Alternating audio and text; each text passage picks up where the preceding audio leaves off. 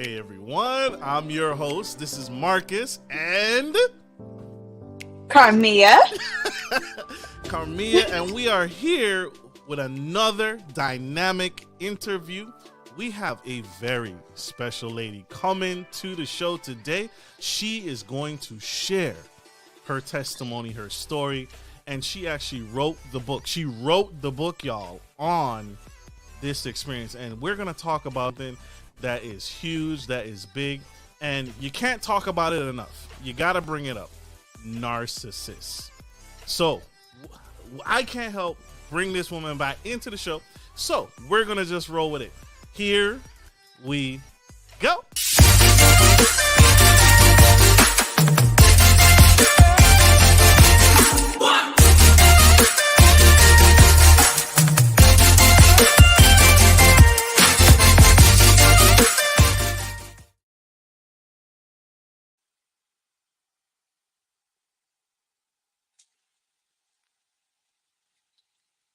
Dana Diaz, spilling the tea on Narcissist. This woman is a wife, mother, author, best-selling book. The current book that we're going to be talking about today, Gasping for Air. This is the book. This is the book that you must buy to find the strategies and hear her story firsthand, how she survived and made it through a narcissist experience. We all can relate. We've all bump shoulders, rub shoulders with a narcissist, one or two, hopefully not two. But this woman here is helping us get to a better place, a better mind. She is sharing and giving. You can find her on Facebook, Instagram, TikTok, and her website, Dana Diaz, and see how this woman's story compels you, because it definitely compelled me when I read about it, and it moves you. It moves you to do better. And I couldn't have thought of a better guest to come to the show today and help us do better in this way. So help me welcome to the stage the incredible Miss Dana Diaz. Hello. Welcome to the Gentleman Style Podcast show, ma'am. How are you? I am well. Thank you for having me. Love it.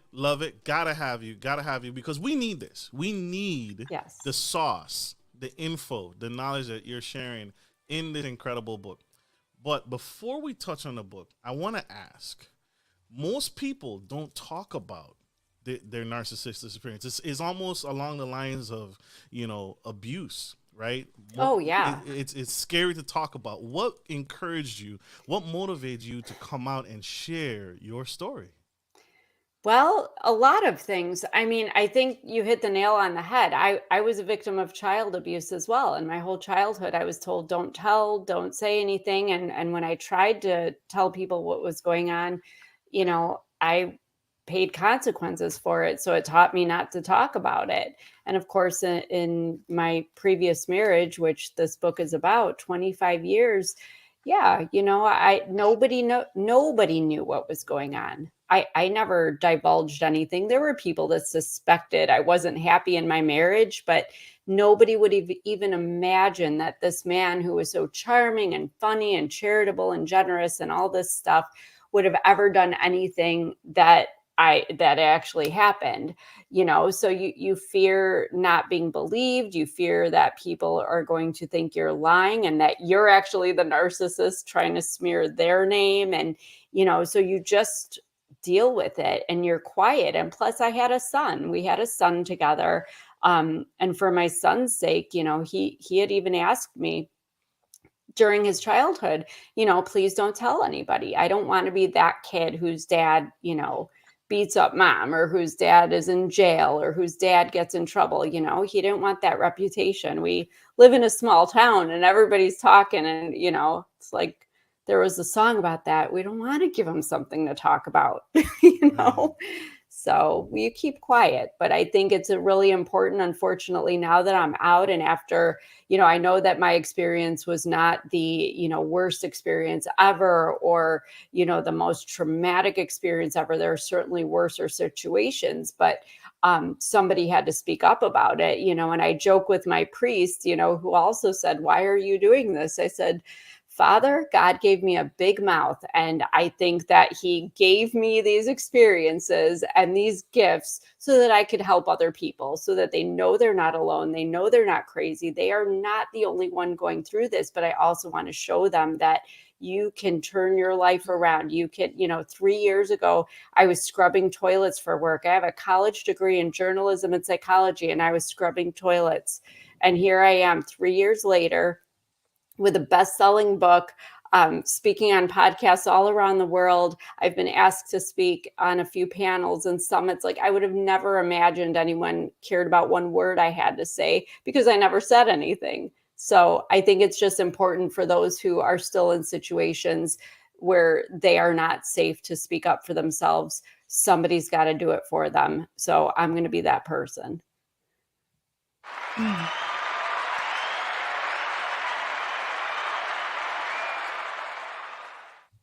I want to ask the signs. I want to ask the hard question.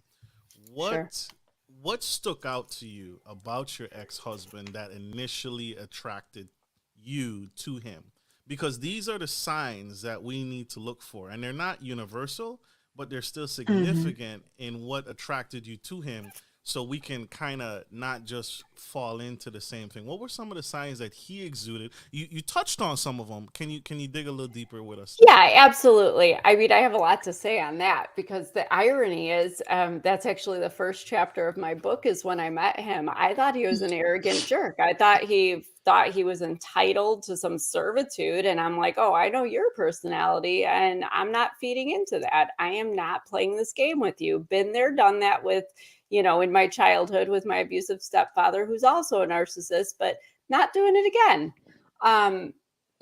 So the thing about it is when people are in situations where they're possibly looking to date somebody or just checking the scene out, I think we try so hard, we excuse things, we enable things, we tolerate things because we want so much to like couple up with somebody or match up with somebody.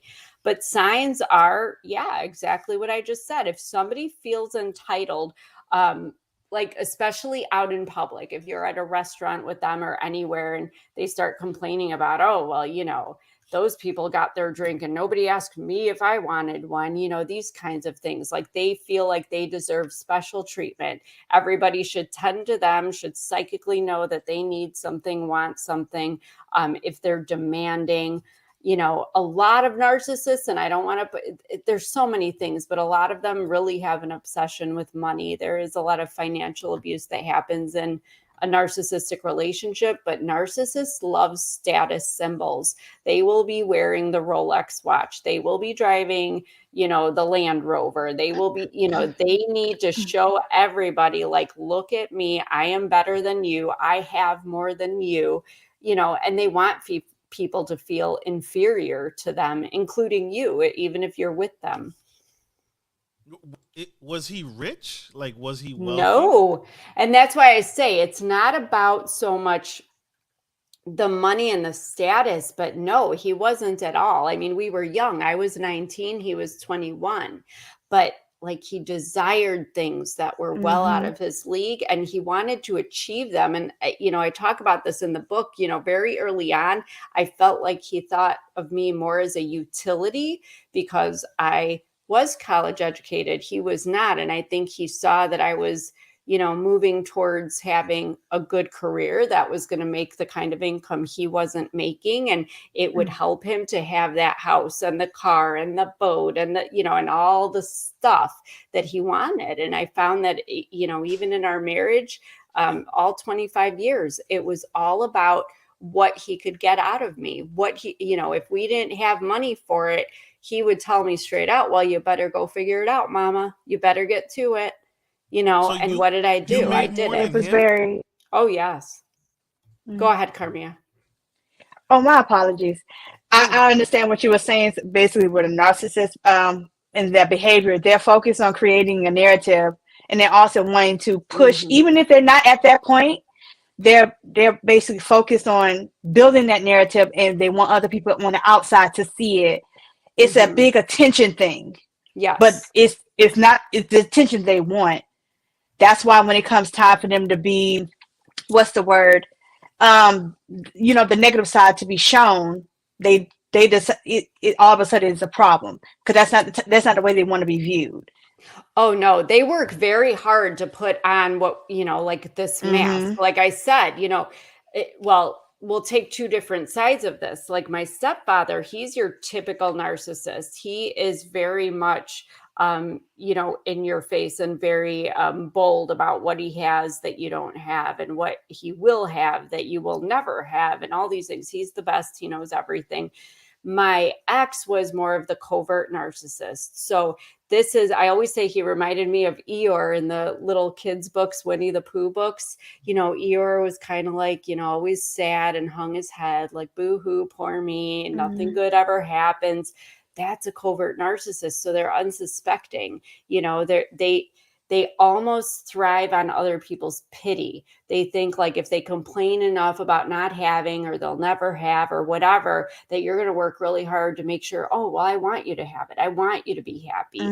So they kind of twist and manipulate things. I mean, they essentially all narcissists are going to manipulate everything to their advantage, but they all put on that mask, like you said. So to the public, yes, they're all they have all this stuff and they can be annoying. Not all of them are abusive and not all of them are bad, but they can be very generous. They can be very charitable because they want people to perceive them very well. They can't take criticism. They can't take anyone knowing their flaws or their weaknesses. They can't even acknowledge them themselves because that's too much of an insult to their ego. So yeah, they have to have that portrayal of themselves out there. Plus they have to make sure, as you were saying, that this narrative is out there of themselves, of having this high esteem, because then if you, the victim, ever go out and say a bad word about them or even suggest that they're doing something that's, not a very good representation of how they want to be perceived, then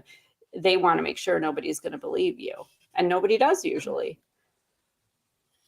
So with the two types that you were saying, can you repeat those again and give us your definition of them? Yeah, the typical narcissist, I call it, they're called overt narcissists. They're the very in your face. Like they are not shy about making sure that you know what they have and what they're going to have and all that they are. They know they're important. They're going to make sure that you know they're superior to. Then the covert narcissist is more, it's covert because it's hidden narcissism. They hide behind this very humble, pitiful, poor me kind of an attitude, but it's the pity that kind of fills their ego with that need. They're very insecure, but they get this, it's this crazy, it's almost like they get this admiration and praise and all this stuff they want by using pity to get people to do the things they want them to do, to feel what they need to feel. It's really bizarre. It's a victim mindset. Oh, absolutely. I'm still stuck on how he was able, because you were working. Did you work the entire time, right? Because that's a common, common thing I hear about is like, well, he took all the money, he took my cards, he took my resources, and that I can see how that can hinder someone to leave. But you were working. How did he lure that over you when you were working? You made your own money. Was there like joint accounts? Was it like no, sir. Like the narcissistic ideology about money is what's mine is mine and what's yours is mine, and whatever you make is going to be mine too. It's all about them. It is all about them. So with my situation, it was some very narcissistic ironic. women then. Absolutely. And very, honestly, very. I have it had is a not lot of men, gender specific. No, it is not. And a lot of men are victims of this. Let me tell you, with the sexual and financial abuse, it is for real. So, but yeah, the job thing. No, don't be sorry. It's just, there's so much here. In my situation, I was going to DePaul University full-time getting my degree. Okay. I was working full-time while going to school full-time. And this guy had me working a part-time job as well. I was busy, but boy, he wanted this, he wanted that. When I got a new car, he had to drive it. I wasn't even driving my own vehicle because he liked rolling in my wheels instead of his, because his were crap. He just had to look good, and he was using me to look good. And then when I got out of college and I got that promotion and I was making money, he didn't like me making more money than him, but he sure liked the money. He wouldn't let me on his checking account, but he had to be, have my money accessible to him. They work these things, and it's not, you have to remember too, they're not just like coming in and saying, this is how it's going to be. They kind of, I call it insidious because it's little by little, little by little. They know how to work you. They're kind of kneading the dough. They know what you want to hear. Exactly. And they push your boundaries just a little bit, just enough so they're pushing your boundaries, but not enough to where it bothers you that you're going to stand up for yourself and assert yourself. So you let it go. And then the next time they push a little more and a little more and a little more. And the next thing you know, you're like, how did I get here? And it's too late. But this guy had me working. And then in the last 4.5 years of our marriage, I wish I was joking. He just decided, he said, I've worked for 17 years of my life. It's your turn to make the money and be the primary breadwinner. And I said, I've always worked. You've always worked. People work more than 17 years. Like that's life. Normal. We have a kid, we have a mortgage. You've bought all this stuff that we have to pay for. How am I supposed to do that by myself? And yet again, get to it, mama. Better get to it. That's what he said to me. How does that? Oh my gosh. Wow. But what do you do? I had a kid. A kid in a private school. I had a mortgage to pay so that my kid has a place to sleep at night. We had, what was I supposed to do? Demand that? I did, but you can't force a grown man. Yeah, you can't make anyone to do that. You could say it all day, but when you're in certain situations, it feels like you're trapped, that someone has to do it or everything will fall. And that's literally what it is. He just wasn't working anymore. He had a back surgery to relieve a herniated disc and decided that he couldn't work anymore, that was his ticket to lay on the couch for the next 4.5 years. And let me tell you, it made me angry as heck. I was terrified, but I'm the kind of girl that does what she has to do. I was doing it for my son, though, not for this bastard. And I did it for 4.5 years. But the blessing, because I like to look at the ways that things happen in your favor, was that at the end of that 4.5 years, I was done. I was over it. I was divorcing him. And guess what? I was the primary breadwinner. So that gave me financial independence, that I could keep my son in the house that he grew up in and pay the mortgage by myself, because I already had been. I was paying all the bills by myself because I already had been. And that guy had to go move on and either get a job or sleep on his mother's sofa, because I was done. And that was it. So it turned out well, because the reason they try to put you in situations like, oh, you had a baby, stay home, don't work anymore, I want you to be home with our kids. It's all bull. They want to make it so that you don't have the ability to make your own money. They don't want you to have that independence to walk out the door, because they know eventually they will push you. So that's the mistake my ex made. I made my own money. I was making money for the whole house. So when it was done, it was him that had to go. So when so I want to caveat this. Sure. Because I want to work this in here, because I have seen where couples, right, they're not the norm, and they're not like, it's not the traditional where the husband is the breadwinner and the wife stays at home. But I have seen where couples are like, the wife works because the wife may have attained certain degrees. She may enjoy what she does. She may love her job, and she's like, babe, I really don't want to come home because I love what I do. Oh, no, that wasn't me. And okay, so you hated what you did. I had a college degree in journalism and psychology. I thought I was going to be writing for newspapers or something, but this guy was not going to have anything like that happen. He moved me 90 miles southwest of the city to a rural area because he was only going to be happy if he lived in the country and had a little farm. So he had me scrubbing toilets in people's houses, and I'm not minimizing that work, but I didn't go to college so that I could be a I cleaning know lady. that's right. Do you know what I'm saying? So Mhm. he just had to subdue me and minimize me, hold me back, isolate me from everything and everybody to make sure that I guess to put me in he was trying to trap me, in this situation. Only he made a dumb move. And I mean, I would have gone anyway because I was stashing money. I wasn't stupid. I'm a cleaning lady making tips. And let me tell you, on the holidays, I got some good tips because I did some good work. And I was stashing those in a safe that nobody knew about for 15 years, planning to get out of this marriage. So I had some money Yeah, saved up. and I know it sounds bad because I was just talking to Marcus about this yesterday, about About the stashing situation of money. women. Yeah, my mom taught me I don't care how great the situation is going. As a woman, you need to always make sure you have money in the background just in case Yes. someone decides to leave or something happens. You don't know if something may happen to your husband or your significant other. You don't know if what you guys got going on may not work out. You don't know if he decides that, you know what, I'm about to go. You need to make sure you have a nest egg just in case. Absolutely. And I mean, I had been wanting out of the marriage, honestly, well, all the way back to when I got in it. And, especially with my kid, I was just waiting for a safe opportunity because, I'm talking tough and everything, but the reality is I couldn't talk tough in that situation because he was violent. There was a lot of angry outbursts. There were threats.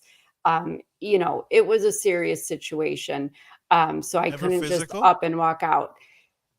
Physical threats, but he never made contact. And that was the thing. So I wasn't walking around with bruises or black eyes that I could show the cops. But if somebody swings a crowbar at your head, if I hadn't ducked, I would be dead. So to me, that's a physical threat. When somebody is sitting on the couch every single night with a switchblade next to him, knowing that I'm terrified of knives, that thing was like a shock collar on a dog with an invisible fence. It sure kept me in line because I didn't know if and when he would use it. And he drank a lot. And when somebody's drunk, to the extent that he would get, I didn't know what he was capable of. He would make sure to carry his gun around in front of me sometimes, just walk by me with it, just to keep me in my place. If he knew I was, he was trying to. So was there physical, did he beat me up? No, he didn't. But you know what he did do? He kept me in that volatile situation for 25 years to the point where my body had so much of the stress hormone cortisol running through it that you hear my scratchy voice. This is my lung disease. It's very rare, but it's common among victims of abuse. The neurologist says it's like having COPD and fibromyalgia all at the same time. And by the end of 2019, I had dropped to 93 skeletal pounds, couldn't breathe. My heart was barely beating. I could barely move. And my doctor said, your organs are shutting down. You are literally not going to live if you don't make a change to your life. So was there physical violence? No. But could he have killed me without his hands? Absolutely. So what could you explain what was the last straw? The last For straw was for when I got sick. Okay. Because I mean, it's a very hard thing when you're, 44 years old. I was just 43 going on 44. And to be told that my body is shutting down, do you know how scary that was? And, I know we women like to be in shape and all that, but 93 pounds, I had dropped to that. I had all these symptoms. I was blacking out. I had an oxygen machine. I couldn't breathe.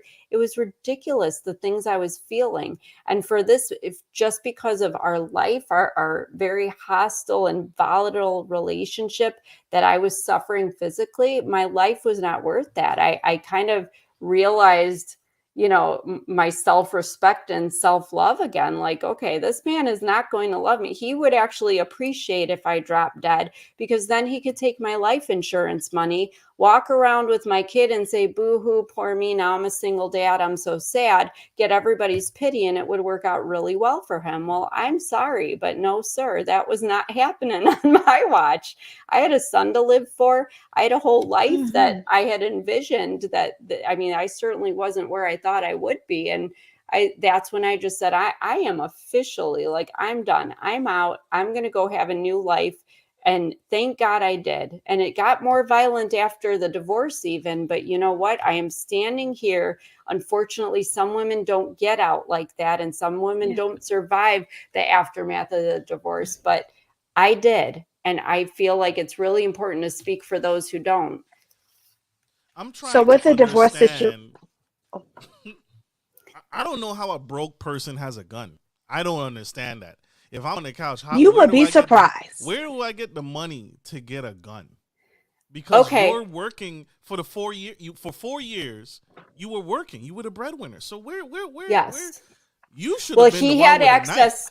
Yes, I did not have access to his money, but he had access to mine. He also had taken out, I found out after the fact, he had taken out some credit cards. The house he's living in even now, he bought, because when he moved out, and he had to go fend for himself. Next thing I know, I hear he bought a house. I'm like, how the hell does a guy without a job go buy a house? Well, I found out because we were married, filing jointly. He had copies of our tax returns for the last how many years. So it was my income, but he used it to buy a house. It's unbelievable what they can do. He also admitted to me, though, that he had stolen money, and I don't know from where or from who, but God help him. These people, if they want something, they're going to find a way to get it. They have no morals. They have absolutely no morals or boundaries. And I'm very interested because I know in some states it does take time to go through the divorce process. You have to be separated or so forth. How does that work with a person like this? Because I don't, Lord forgive me, I don't know. No, it's okay. If he would have been living too long. But hey, that's true. Because being in the same household, I'd be like, well, at this point, it sounds like to me that I'm literally insane, so I may be able to plead that he may not live through this process. Right. So my situation was a little different. And this is, I've always said that I didn't like the person he turned me into because I almost learned from him how to be just as manipulative back, to get my needs met and to get what I wanted. So at this point, here's the irony of everything.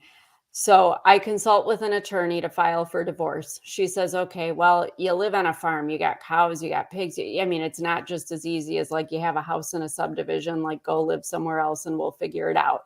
We actually had like farm animals and the assets we had to, make arrangements for before we could move on. So I figure I have this homework. I'm going to get on it. COVID, the pandemic hits. We are under a shelter-in-place mandate. Now I am stuck in my house with this man. And literally, I'm laughing now. And that's just a sign that I've healed, let me just say, because it's not funny at all. But I remember being on the phone with a friend of mine saying, I swear this is going to be like Survivor, like the show, like who's going to get out alive? Because, I mean, there really was, life and death matters here. But I took that time during COVID. I knew what I had to do. So I first of all, I did not have conversations with him. I wouldn't even talk to him on the phone. And yes, we were living in the same house, but I didn't interact with him if I didn't have to. I moved to my basement.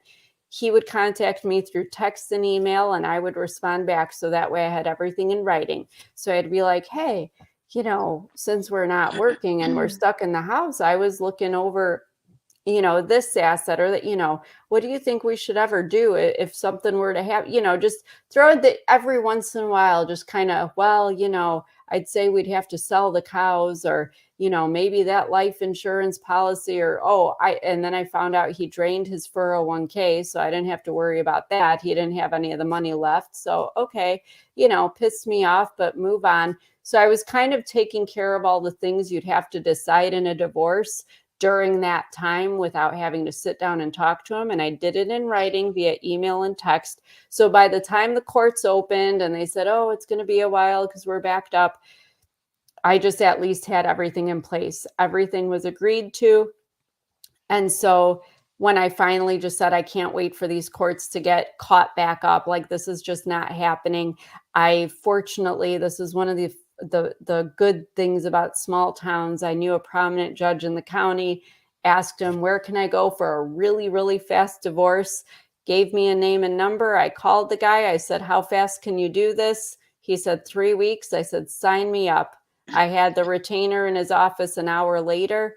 I gave him all the, details of everything that had been already worked out. He wrote it up, and literally the next day, he said, I have the papers. He said, we'll send, a court representative to serve them to your spouse. And I said, no, hold on. I don't want my kid to. You in the house with, I don't want you to serve him while I'm here. And plus my son, plus my son's there and whatever. So I was like, can I present them? Like, you just need a signature, right? And he goes, yeah. So, nobody knew this man better than me. I've had to gauge his moods and his, every day for the last 25 years to, gauge whether there were threats or if things were okay or whatever. So I asked him if dinner, rub his back, he wasn't getting dinner. No, I wasn't rubbing anything. No, sir. Slide not the at that across point. The room. Not at that point. Not at that point. No, I just told him that everything we had agreed to, that I had legally drawn up, and I presented it. It's all in the presentation. I said, just to protect your circumstances as well as mine. I had a lawyer draw up everything we agreed to. So if you want to go over it together, and then we can sign it and that way it's all in order. Nobody has to worry about the other one fighting or going back on anything. And of course he was agreeable to that. So he signed it? He signed the papers, signed our son over to me without question. He had no child support, no alimony. He wasn't responsible for anything with our son's education, medical expenses, nothing. He was able to walk away with whatever the heck he wanted. Materially, the only thing I said was, my income's my income, my kid's my kid. I don't care. I can make more money. I can buy more things. I am done. But he didn't want the house. He didn't want anything. You know what he was worried about? His guns.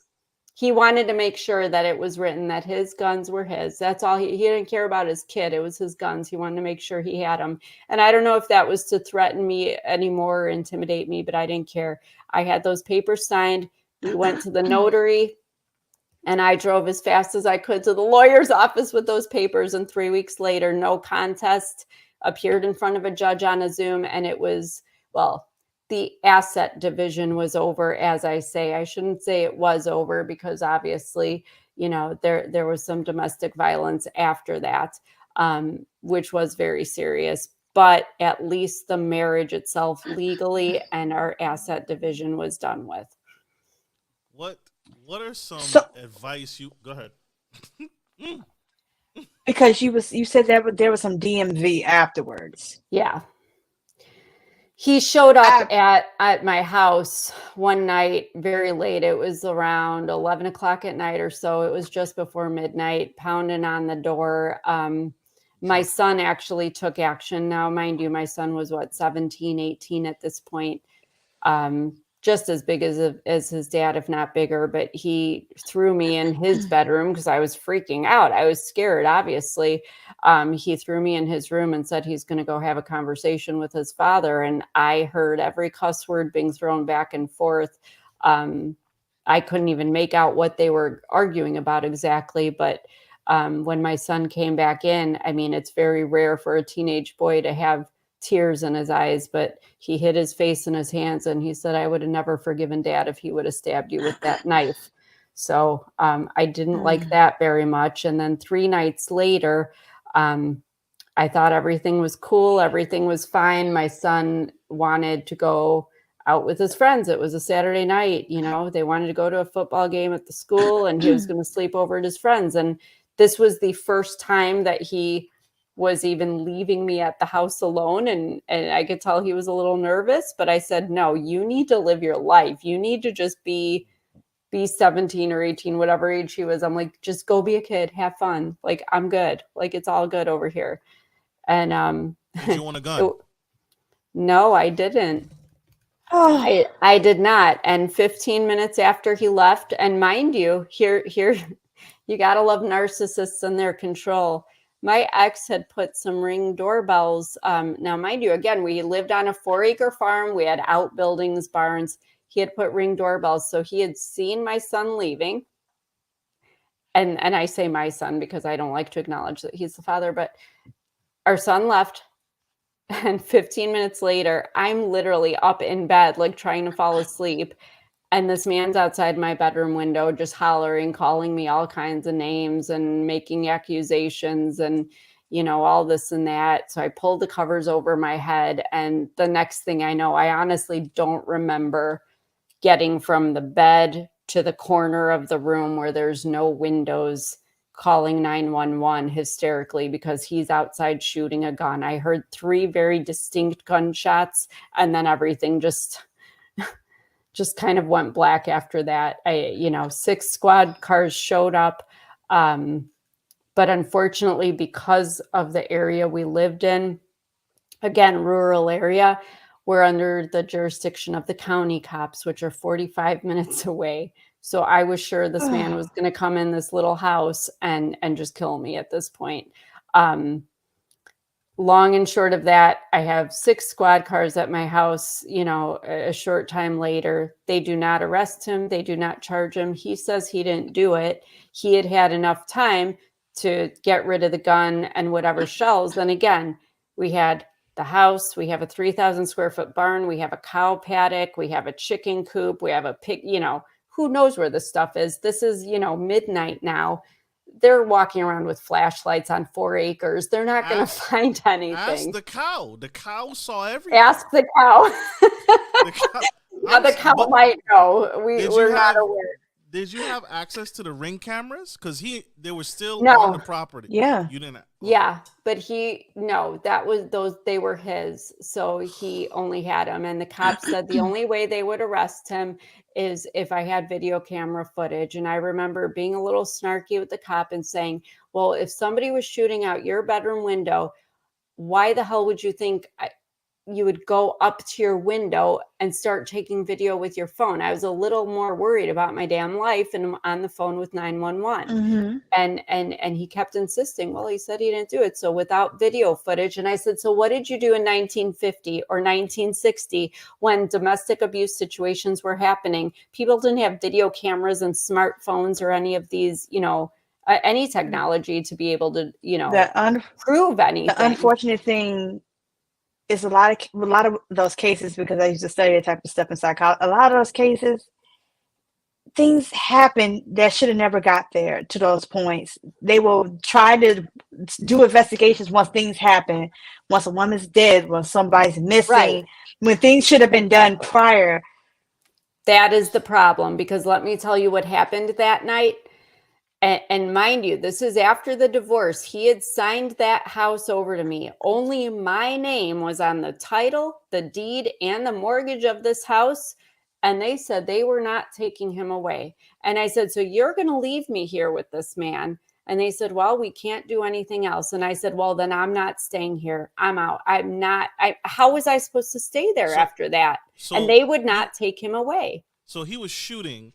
You yes. called 911. And the 6 squad cars pulled up, and he was still there. He never tried to escape. He never tried. So he stayed the entire time up until the police came. And he didn't take him away. No, and he was drunk, and they said they couldn't arrest him for being drunk. He didn't even have damn shoes on. Seriously. And they said, well, we can't arrest him for being drunk. And he had no right to be there. Let me just tell you, I was so upset. And I went to the courthouse 2 days later, Monday morning, for an order of protection. And the judge said that she did not see that my life was in danger and I was denied an order of protection. And she said, if it had been that bad for so long, then why weren't there police reports? Well, excuse me, ma'am, but if you're a victim of abuse, you are not trying to tell the police or anybody else. I mean, I even had somebody tell me about their situation with the police, that their 15-year-old daughter was there, had a gun held to her head by the dad. And when the police came, the police directly asked the 15-year-old girl, did he do this? And he was right there. He was in handcuffs and all that. But this 15-year-old girl was terrified and said, no, he didn't. My mom's lying. Because this is the situation we're in. We can't say anything, because if we say something, we know they're going to spend the night in jail, maybe a week. Lucky if they get a month or a couple of years, but they're still going to send them home. You down. Exactly. And you're going to pay for having done that to them.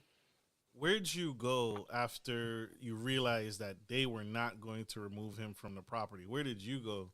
Did you call your son and tell him, hey, I need you to come home? No, I did not. I did not want, it was very important to me not to involve him, because this stuff was between me and his dad. I really, really just wanted him to live a normal life. And I just wanted him not to worry about me. Because I think if I would have called and told him that, he would have never left me alone at the house again. And I love him too much to do. No teenager needs that burden. That wasn't his fight, to fight. So no, I was dating a longtime friend of mine. So I went to his house. I had many people whose houses I could go to, but when you have a lunatic with a gun who's also drunk and wants you dead, you don't go to your friend's house that have kids. You don't go to the, seniors who love you like a granddaughter, because you're afraid they can't defend themselves or you if something happens. So I'm like thinking in my head, yeah, I'm going to the house of the guy who has guns too, because he'll protect me and be able to take this on. But it's awful. It's just awful, and it was just such a emotional and traumatic situation. But the hardest part was later that night. I mean, this was already the middle of the night, so this is probably the wee hours of the morning, 2 a.m. or so. I do get a phone call from my son. I mean, I'm still like, my nerves are, I can't sleep. I'm still trying to come down from everything that happened. My son called me and he growled at me on the phone. What did you do? What did you do? Because his dad had already called him and twisted the story around. I don't even know what he told our son, but I was the villain in this story and his dad was the victim. And none of that I said happened. And I'm like, wait a second, child. I am the victim. How about asking how I am after everything that I went through? How about understanding that I am still trying to process that this man could have come in and shot me and I could not be having this conversation with you? That'll rattle a person up pretty good. And you're worried about why I called the cops? Because my son had asked me for many years prior to this.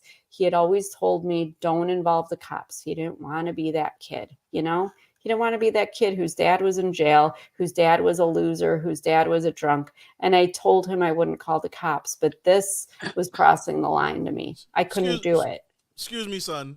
I know. Sir. But I'm sorry. I'm a mama hen. I'm going to defend my baby. That was a close situation. I'm going to defend that was a very close situation. Imagine being, though, the only child between a mother and a father. And my son came to me several times and said, you're telling, dad's telling me one thing, you're saying it was the whole other. Who am I supposed to believe? He did not want to have to take a side, nor should he, which is why I didn't call him. I didn't involve him. He didn't need to know. He didn't know I even went to the court for an order of protection. As a matter of fact, to be honest with you, I didn't even tell him the day I went to get the divorce from his dad.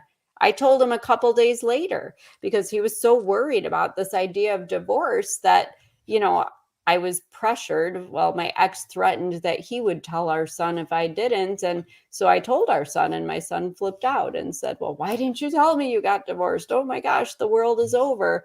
And I'm like, but 5 minutes ago, you were just fine. And 5 minutes ago, your dad and I were divorced. It's been a few days. Like, it's all in your head. It's what you make out of it. So I made my point, and I'm sorry it was harsh, but he didn't need to know the play-by-play. I didn't think. His dad did, because his dad wanted to use the play-by-play as opportunities to make me out to be the liar and the cheater and this awful, horrible villain, in this story of his, because he has to be the victim. Two questions. Sure.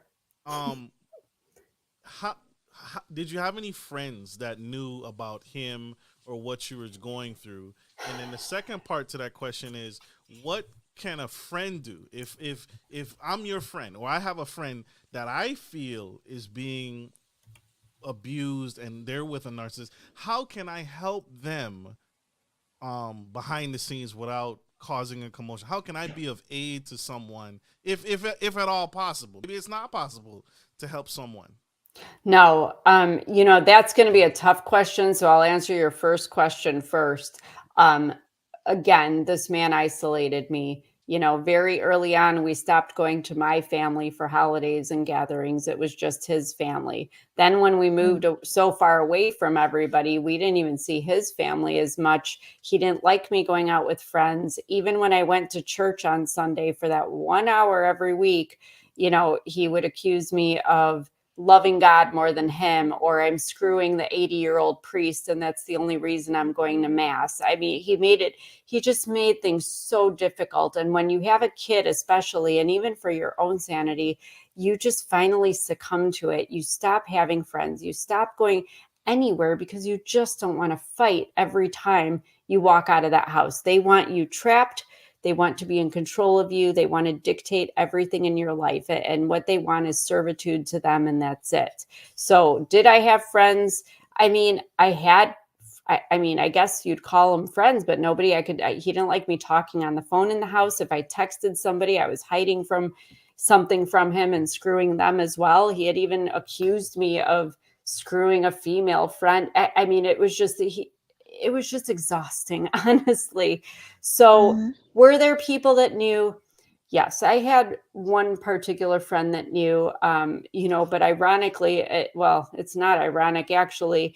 My saving grace, to go along with this domestic violence after the divorce, when I got another court date, because I appealed the denial for the order of protection, they said bring witnesses. So I contacted the gal who lived in the property next to us, because I had been friends with her, but she's very bold and very assertive, and she did not like my ex. So he didn't want me hanging out with her. So it was just easier to not. So I hadn't spoken to her for years, but I reached out and said, I don't know if you heard or saw anything. It's probably hard not to see that there were 6 cop cars with their sirens going at my house the other night.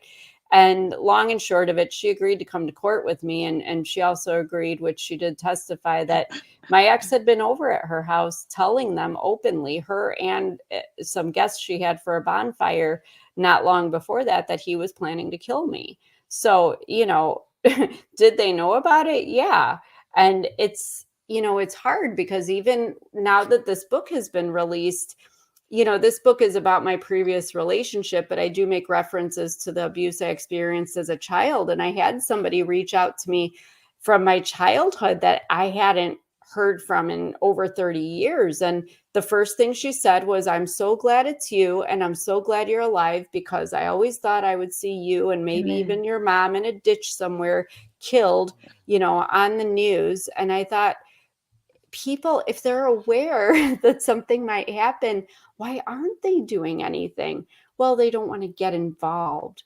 They're afraid themselves of these people. And, so that's probably my biggest struggle with all of this, because at what point do we say as human beings, like, if if somebody says, I'm going to kill my ex-wife or my wife, hello, I mean, that should be taken seriously. If you think some man is going to kill his wife and his daughter, yes, open your mouth, speak up, get involved. I don't know what to do. As a friend, though, if I know, and I have people reach out to me all the time now, I tell them, number one, I'm not going to be, no, it's okay. I don't want to be that person that's like, get out, because not everybody is safe to get out. Not everybody is financially able. I had communicated with somebody a year ago that had two, not one, but two autistic boys and their pets, and they were all being physically, I mean, like, beat. How is she gonna, but God love her, the courage in this woman. She has more bravery than I could ever imagine. She took her two autistic boys and she packed them up in whatever they could in a backpack, and she lived on the streets. She was going in garbage cans to find food. One day she told me all they could find all day for the three of them to share was one piece of burnt toast somebody had thrown out. That woman has more courage than a million women that I know. So let me tell you, it's not always that easy to just say, I'm going to walk out. So I never would tell anybody to leave. I would just offer the support. Offer to them that if you ever want me to talk to a legal professional about your situation, I will do that. If you ever want to talk, I will do that. And you know what? There are some people that don't even want you to acknowledge it because victims of abuse hold a lot of shame. Sometimes all you can do is give them a hug. And let me tell you, if it's a real hug, not one of these superficial taps on the back with like your body, pointed outward away from them. If it's a real hug that they can feel, sometimes that's all they need for that moment. That's sometimes all you can give, because until a person actually decides for themselves that they can leave that situation and that they want to, there's nothing you can do, but definitely keep an eye out for them. And in my situation, I wish that somebody would have said, hey, make an anonymous call to the cops. This guy might be talking some smack, but you know what? He said he's going to plan to kill his wife. Safe than sorry. Exactly. I always say err on the side of caution. You can make anonymous calls because a lot of times, like I said, phones are monitored. There's GPSs on your car. Like, it is not always safe for you as a victim of abuse to be able to go and do these things on your own. But if you have somebody that's got your back, or at least, I was thankful at least that my neighbor had been keeping an eye on things. I of course, I wish somebody would have said something sooner, but thank God I did have, that support when I needed it. And when we went to court, I was granted an order of protection. He couldn't come within 10 feet of me, which I need a mile on that thing. Yeah. Cause I actually remember saying to the judge, he could throw a 2x4 at me from 10 feet away. I was down to 93 pounds, for God's sake. I'm 5'3". I mean, you could blow me over with a breath. I mean, give me a break. So it's sad that our justice system doesn't always work in our favor. And it's sadder that too many times when we see things on the news, or you watch 48 Hours or any of these stories, a lot of times we're watching them. And even my husband will turn to me and say, boy, sounds like your ex, this guy sounds like a narcissist. Not all narcissists are abusive, but boy, the ones that are, you got to watch out. Karmea, you got a question? I know. No, I don't have a question. The only thing I thought about, I'm not a violent woman, but at the same time, when it comes to protecting myself and my blood, I look at that as, I'll shoot you and say you fell in the kitchen. Yeah. That's just my mindset. Everyone's not the same. And when you was talking about the friendship thing, because I've had friends in those type of situations, it's really tricky, because we're not just talking about their lifestyle and their financial, we're talking about mental, because a lot of them still come back even after coming out, because they're still toying with them. They're still toying with them mentally. They're talking to them. They're saying, well, you can't do that alone. You have our kid, or even if it's not kids involved, it could be a case of they still have those ties with them. So they're using that as, oh, well, we've been together so long, you just want to leave me? They're playing with them. Well, there's another it becomes a situation of, my friend told me. Yeah, go ahead. I'm sorry. No, I was just going to say another aspect. I was just talking about that, being a friend on the other side. Right. But the problem with people in these relationships, so a lot of why they stay, and people don't realize this, you think like, oh my gosh, she's a horrible person, or she's a horrible person, just leave. But you have to remember, when we get into these relationships, Oh, it's not I mean, easy. there is nobody. I mean, yeah, I said I didn't like the guy. I thought he was an entitled jerk, but why did I end up with him? Because he could be so charming and loving. That guy that everybody else saw, I got that too. That was my reward for being a good girl, when I followed all his rules and did and said everything he wanted, and he was happy with everything he had. So you have to remember, like, I'm not like married to like Chucky, who's running around with a knife and disheveled hair and a crazy colorful striped shirt. Like, I Where it's mean, obvious. this Where is it's obvious. Yeah. right. These are not people who are walking around like that. There's those bad times, but then, after the bad times, it's I'm sorry, and he's caressing my cheek, and I love you. I hate that I hurt you. I'll never do it. And they do, As and he then things could polishes be his gun. good. Right. But things will be good for a week. And the problem is, it's this constant push and pull, this ebb and flow. So even though these bad things happen, they're capable of being good to you. And when it's good, it's great. It's great. It's what a relationship should be, right? So you think in your mind, they do this to make you think that it's you, that you must have done something wrong to provoke them to treat you that way. So if you're thinking like that, why would you leave? Because you're just thinking, if I could be a better wife, if I could be a better girlfriend, if I could be a better husband or boyfriend or whatever it is, if I just didn't do this or say that or wear that or listen to that music or whatever it is, I'll never make pot roast with onions again because he doesn't like onions. Like, you just think about these. It sounds silly, but you look to every detail of your life thinking, what can I do to make it better? Because when he's good, when I have done everything right, it's good. I mean, they actually did a psychological study. I just learned about this from actually marriage counselors that I was on a podcast with. I wasn't getting counseling. We were talking about marriage, but there was a study that was done where they conditioned dogs. They had them trapped and isolated in these cages, and they went through their study, but it was the same idea. They eventually opened the doors to free the dogs. The dogs were free to walk out of this situation they were in, which, they were not giving these dogs the best quality of life. The dogs didn't walk out. They did not leave the cages. They stayed in the cages, just like we stay in these relationships. So yes, when we're out of them, they, in narcissist terminology, we call it luring. They will lure you back. And you know why? Because they know you already. They know how to make you do the things that they want you to do. It's harder for them to have to make the effort to charm somebody else and trap them and learn them. They already know you. That's easy peasy. They know you like the back of their hand. So they get bored with, the effort of trying to find somebody else. And then it's like, hey, baby, you're the day before I got remarried, you're the only one for me. I will never be happy without you. I'm so glad you found love, but what will happen to me? Because you are always going to be it.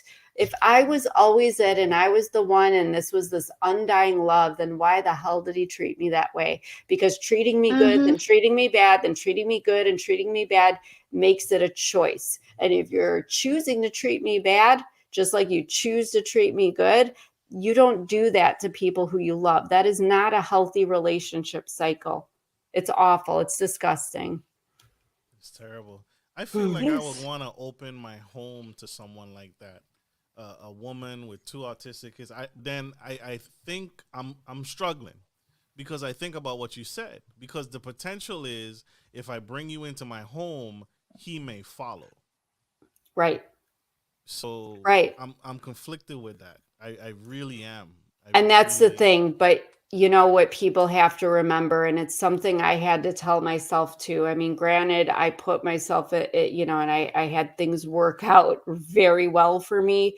But for people that are in those circumstances, and some of them do reach out to me, I tell them this: there are too many good people in this world. And I'm speaking as a Christian, but even if you're an atheist, it does, There are good people in this world who are not going to allow you to live on the streets with your children. You will have food, you will have shelter, you will have clothing, you will have support, you will have services available to you to get you back on your feet and take care of you all, because there are shelters for this. There are professionals who are, educated and have experience in helping these victims restart their lives over. So it's just about people like us getting them to those resources. But the most important thing for anybody in a situation is to make sure, no matter what you do, if you are going to leave, make sure you are safe. And if you got to wait it out, sometimes you have to wait it out. That's why I will never, ever, ever just be like, get out of there, because sometimes getting out of there will get you killed. You just educated me, because that's my first reaction, is to tell you to leave, right? Get out of there. And so you just educated me. I want to jump to the healing process, right? Yes. Because you're remarried now. Yes. And I think going through what you're going through is incredible, and I would be terrified to remarry.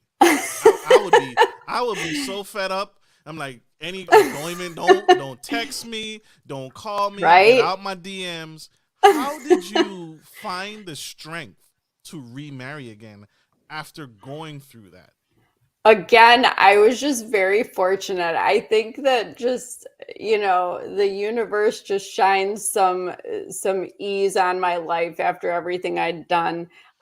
Because yes, I honestly, my son was, after high school, was going to Wyoming for school. And I even told him, I told my grandma, I'm like, I found a place in North Carolina.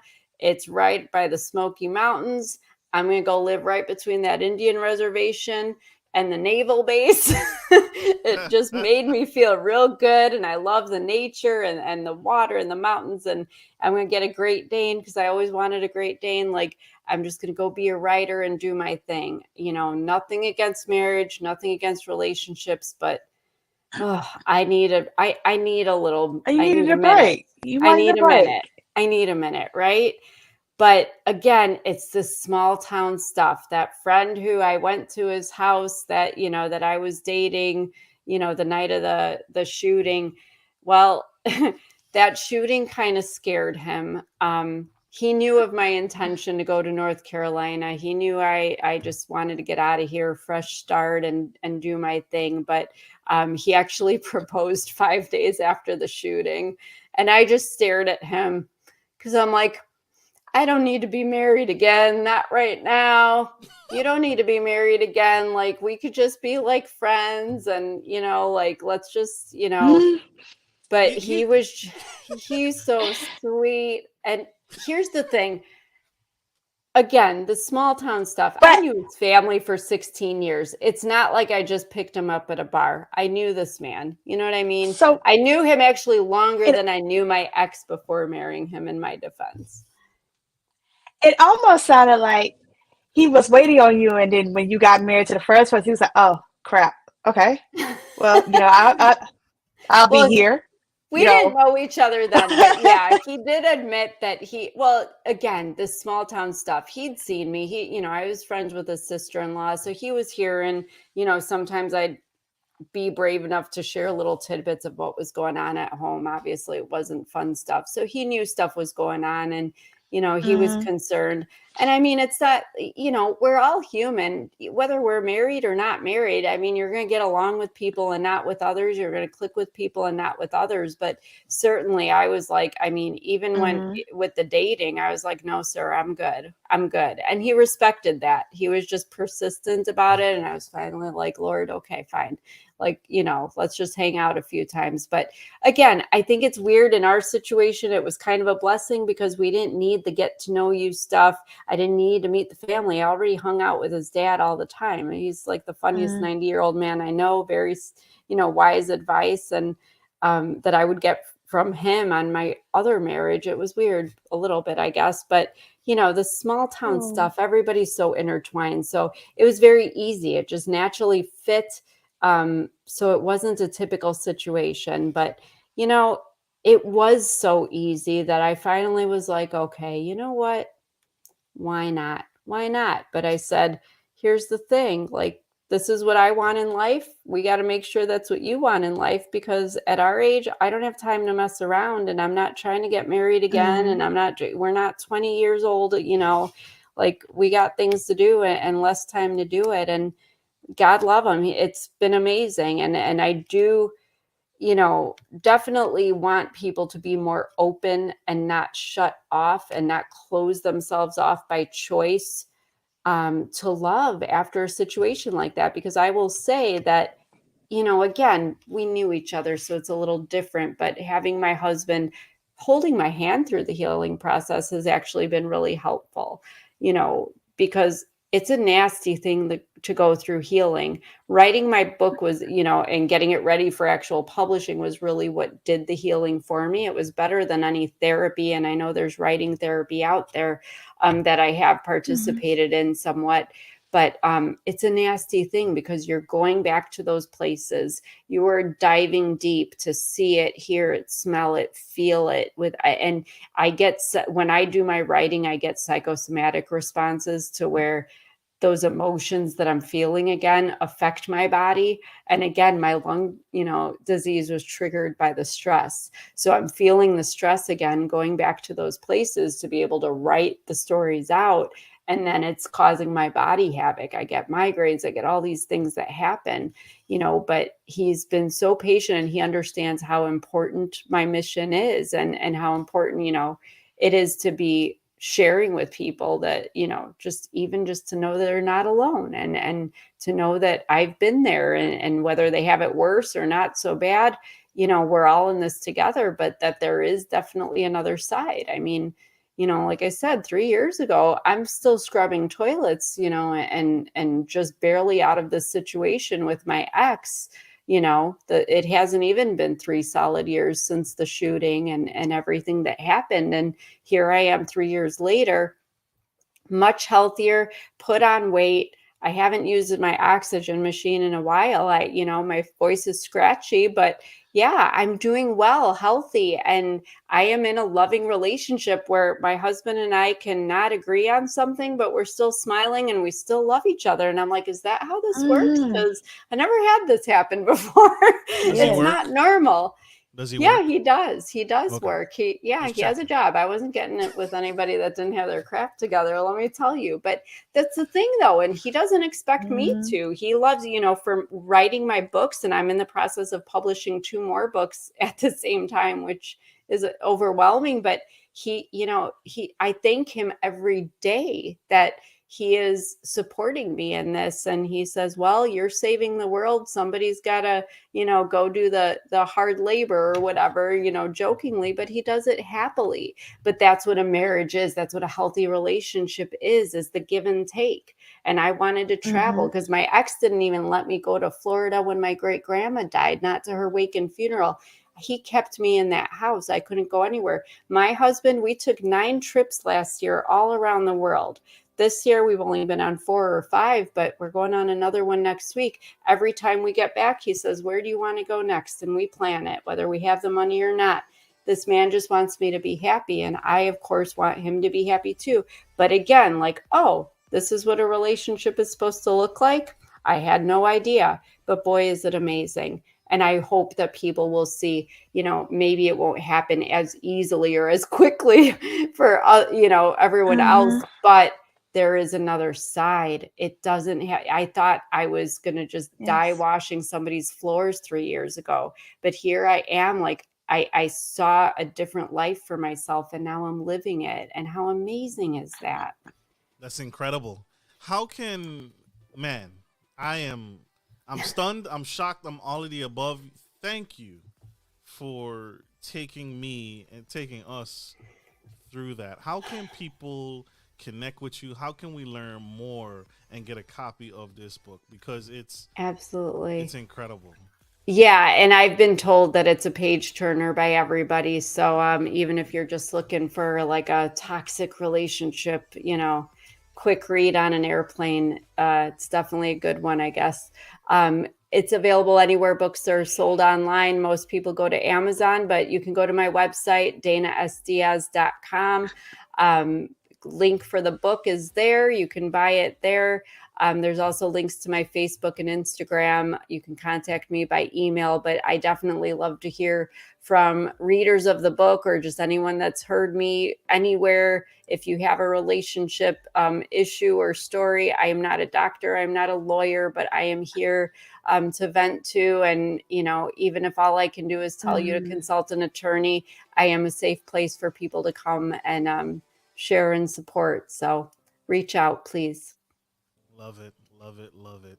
That's Dana. Yes.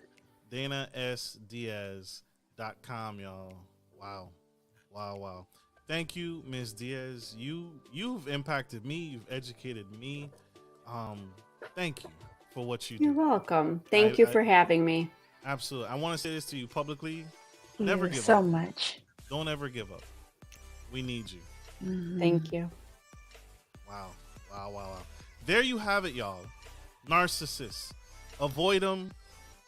Dodge them. Kill them if you can. No, I'm just kidding. Don't kill 'em. But, man, Dana. Shoot him and say he fell in the kitchen.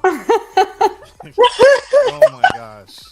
Thank you all for tuning in to this Powerhouse Speaker. Connect. And I want to put myself out there, too. If you need someone to talk to, like, to connect, to really kind of just someone to vent to so I can get you to the right sources, I'm here to help. You know, I'm here to help. We're all here to help. We're all here for you, my audience. Yes, we are. Same here. Miss Wells, you got anything for us? This was a powerful message today. I'm so happy to talk to you, Miss Diaz. You've been through a lot and you came out on the other end with a silver lining. And I'm well aware that everyone don't have that ending, but it's not impossible. And I'm happy to hear that you're able to come out on the other end and tell people, wait. It doesn't have to end that way. Exactly. There is more to life for sure. Yes. Facts. Love you guys. Thank you for tuning in to watching this episode. I hope it helps. It helped me for sure. It helped us for sure. Like I end every show. We got to let Miss Diaz go. She got to continue to change the world. Like I end every show. Take care of your friends. Take care of your family. And always, take care of business. This is Marcus and Karmea and Miss Dana Diaz signing off. We love you guys. Take care. Bye.